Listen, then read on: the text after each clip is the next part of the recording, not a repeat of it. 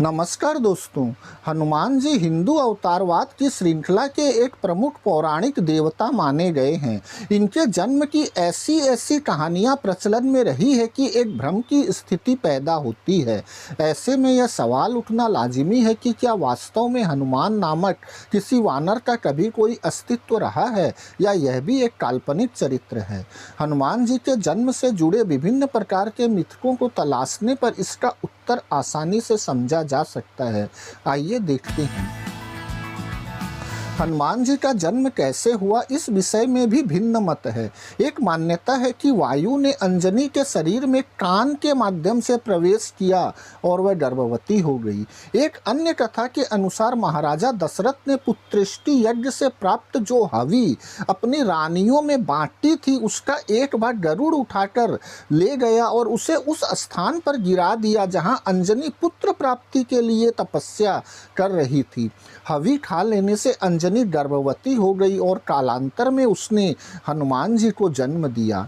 एक कथा के अनुसार अंजनी की तपस्या से प्रसन्न होकर शिवजी ने उन्हें वरदान दिया कि उन्हें हनुमान जैसा पुत्र होगा।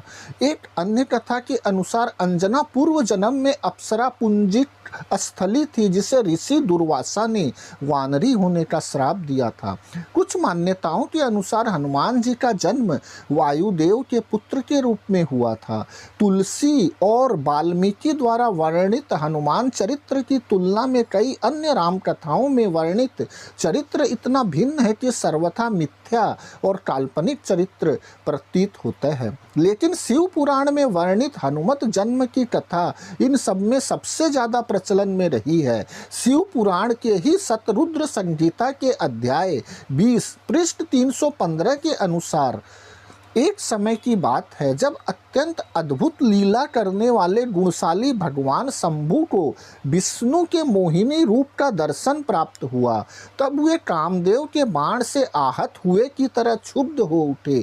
उस समय उन परमेश्वर ने राम कार्य की सिद्धि के लिए अपना वीर्यपात किया। तब सप्तर्षियों ने उस वीर्य को पत्र पुटक में स्थापित कर लिया, क्योंकि शिवजी ने ही राम कार्य के लिए आदर पूर्वक उनके मन में प्रेरणा की थी।